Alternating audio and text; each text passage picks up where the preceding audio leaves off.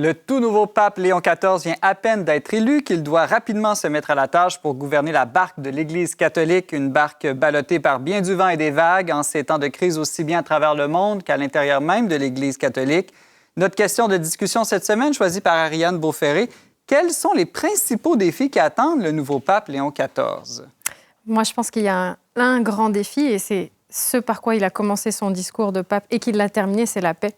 La paix parce qu'il y a des grands conflits déjà sur toute la planète. Bon, on peut penser à Gaza, c'est un sujet qui était cher au pape François. Il y a récemment le Pakistan et l'Inde et d'autres endroits aussi. L'Ukraine, évidemment. L'Ukraine. On sait qu'il y a 380 millions à peu près de chrétiens persécutés à travers le monde, ce qui en fait le groupe religieux le plus persécuté. Donc, c'est pas rien. Là, c'est beaucoup de fidèles chrétiens et catholiques qui sont en danger. Et il y a des conflits aussi entre les catholiques. Il y a eu des points de rupture aussi qui ont été causés par des façons de faire du pape François ou des nouvelles choses qu'il a apportées dans l'Église.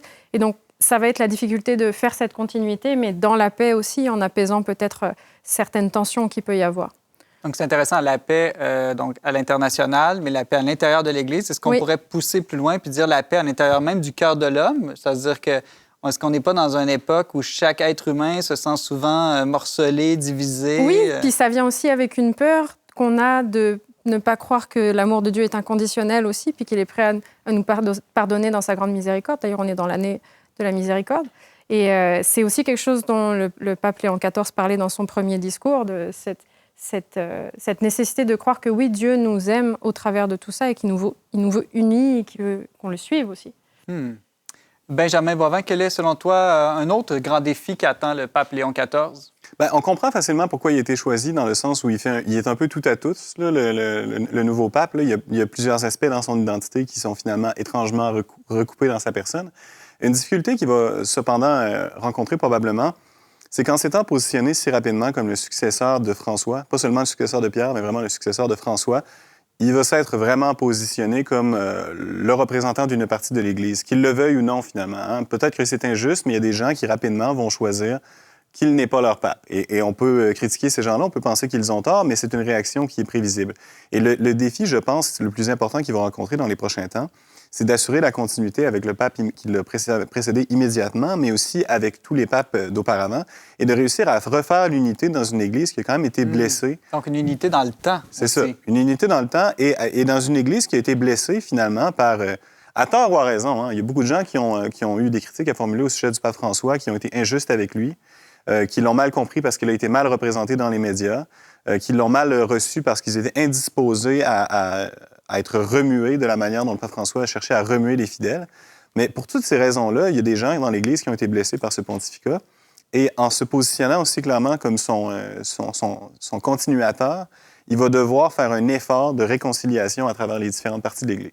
C'est intéressant, ce défi de l'unité. C'était d'ailleurs sa devise épiscopale, là, comme évêque qu'il avait choisi, je traduis là, du latin, « Dans celui qui est un, soyons un » ou « tous un dans l'unique Christ ». Ça dépend comment on traduit du latin, une phrase tirée d'un commentaire de psaume de saint Augustin. Donc, il avait déjà au cœur cet enjeu de l'unité.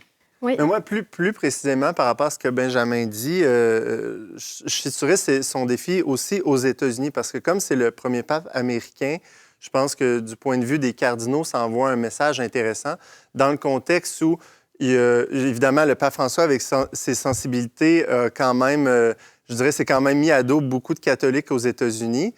Et donc ici, on a un pape qui s'inscrit, comme le dit Benjamin, directement en continuité avec le pape François. Donc, quelle dynamique ça va créer? Est-ce qu'il va oser critiquer publiquement Donald Trump, par exemple, surtout quand on sait qu'il y a une bonne proportion des catholiques américains en ce moment qui appuient et soutiennent Donald Trump. Donc, comment il va réussir à articuler justement cette sensibilité propre à François, mais aussi son identité d'Américain et comment il va parler aux catholiques américains, mais à la fois au président. Ce serait plutôt étonnant qu'il s'aligne complètement sur Donald Trump. Ça risque au contraire de faire une sorte de contre-pouvoir peut-être au président américain. C'est très étonnant, comme tu dis. Mais ce qui est intéressant, c'est que non seulement au niveau de l'identité, mais aussi à ce niveau-là, il est le moins américain de tous les cardinaux, peut-être même de plusieurs évêques. Il ne représente pas l'éthos d'une bonne partie de l'Église catholique américaine. Et à ce titre-là, finalement, les Américains ont leur premier évêque, oui et non. C'est ça. Je veux dire, effectivement, c'est un citoyen américain, mais il est aussi maintenant un citoyen du Pérou. Il l'est devenu dans les dernières années. Et je pense qu'il risque de surprendre et d'étonner beaucoup, et c'est probablement une bonne chose. Et par ailleurs, on sait qu'il y a quand même une bonne proportion des catholiques aux États-Unis qui sont d'origine d'Amérique latine. Donc ça aussi, quand même, ça joue. Le fait qu'il ait parlé en espagnol, on dit que c'est pas l'anglais, mais en même temps, aux États-Unis, une bonne proportion des Américains parlent l'espagnol. Ariane, je veux revenir à toi. Il y a plusieurs autres défis là, qui attendent l'Église et le monde actuellement. Mais on parlait d'unité, de paix, du fait aussi que beaucoup de personnes se positionnent assez rapidement et sont en confrontation. Souvent, ces réconciliations et cette unité, elle se vit dans un temps qui est assez long, en fait. Alors qu'on est dans une culture, aujourd'hui, de l'instantané, de l'information, plus que de il n'y a plus de distance, en fait, entre les faits et la signification qu'on leur donne, au final. On a perdu ce lien. Il y a comme une crise de la narration, si on peut dire. Donc ça, c'est quelque chose que les précédents pontifes vivaient beaucoup moins, parce qu'il y avait moins cette culture de l'instantané. Donc ça va lui demander, je pense, aussi un certain doigté en communication, plus particulièrement par rapport à d'autres. Est-ce qu'il pourra en faire autant que le pape François, hein? C'est à une l'ère autre des réseaux question aussi, sociaux, ouais. faire le pape François qui a fait jusqu'à 3 discours par jour, ou est-ce qu'il adoptera un rythme peut-être plus posé, plus lent? Est-ce qu'il va garder aussi un compte sur X comme le pape François? On sait qu'il en a un aussi actuellement déjà. Là. C'est à voir. J'aimerais aborder un autre enjeu. L'Église catholique, d'abord et avant tout, sa première mission, c'est quand même de partager la foi chrétienne. On sait que dans les pays du Nord, les pays occidentaux, c'est pas facile. Il y a une baisse de la pratique religieuse. Est-ce que c'est pas le premier et le plus grand défi du pape? Ça a été un missionnaire, mais un missionnaire en Amérique latine. Mais là, il va devoir aussi essayer de rejoindre les pays du Nord qui, eux, sont plus très intéressés souvent par tout ce qui est religion, institutions religieuses. Oui, c'est sûr que ça va être une difficulté importante. Puis lorsque le discours public dans les dernières semaines pointait vers l'émergence d'un pape du tiers-monde, peut-être d'Afrique ou d'Asie, l'inquiétude que certains pouvaient avoir, c'est justement ça. Que oui, il y a la préoccupation du Sud global, qui est de plus en plus importante dans l'Église, probablement maintenant devenue majoritaire.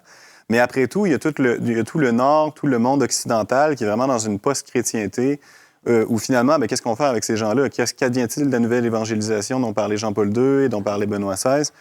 Peut-être que ce nouveau pape est dans une position particulièrement bien positionnée pour comprendre un peu la réalité des deux côtés, parce qu'après tout, c'est pas comme s'il avait eu aucune expérience aux États-Unis ou dans l'Église universelle. Lorsqu'il a été supérieur des Augustiniens, c'était pour toute l'Église. Il a été à Chicago pendant plusieurs années.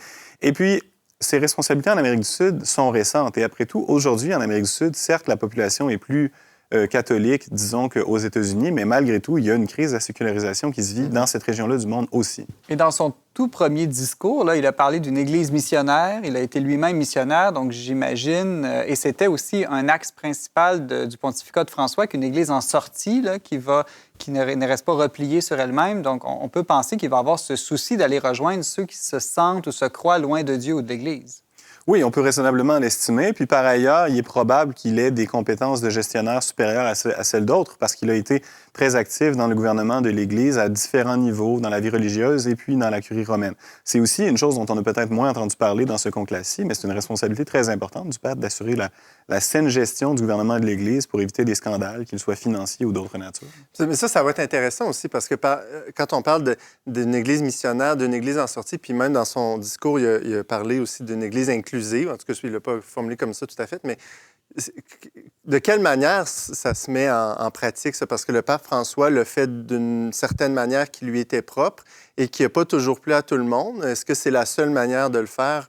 On ne le sait pas. Puis peut-être lui va aussi repenser à voir comment l'appliquer à sa manière à lui.